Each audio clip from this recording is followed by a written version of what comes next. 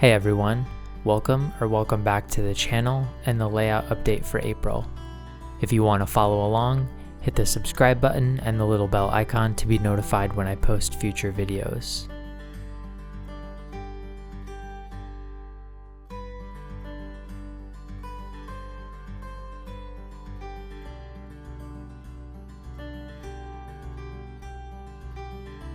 This month I finished up the portable staging cassettes for the layout.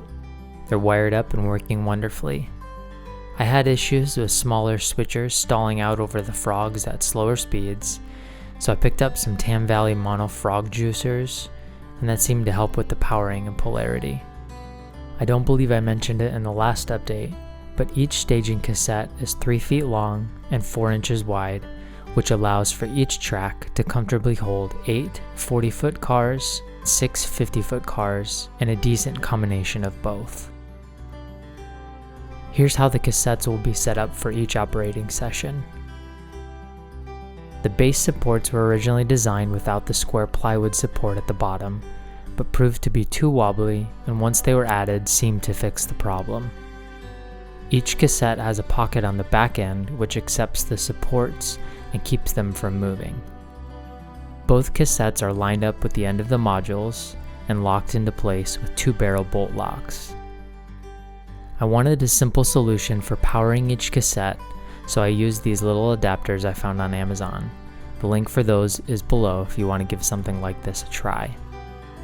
I simply matched up the colors of wire for continuity and attached one end to the terminal strips under the layout and the other to the wiring for the cassettes. So far, I have not had any issues with these, and it's proved to be a simple setup and teardown.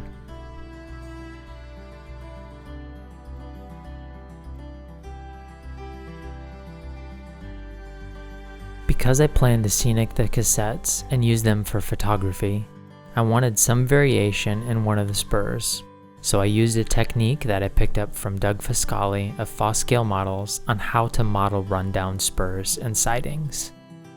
I cut a few tie-ins, left some gaps, and glued in ties at random angles.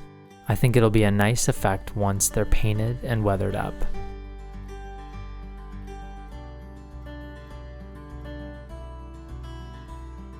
This month, I also glued down filler foam in the corner module, and I've gotten to the exciting point with the layout where I need to start planning out industries and what structures are going to go in certain locations, as well as respective topography changes.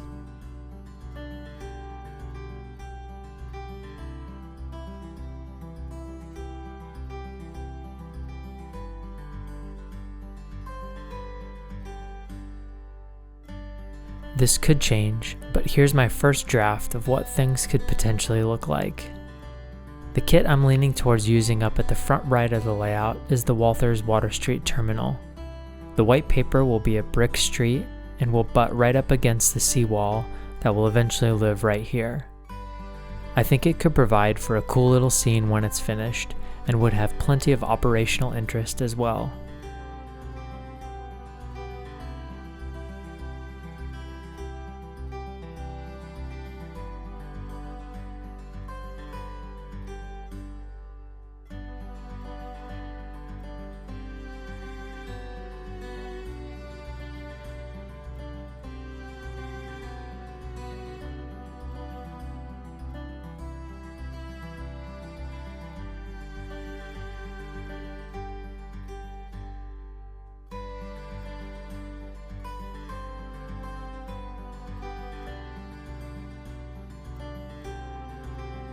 Well, that's it for this month.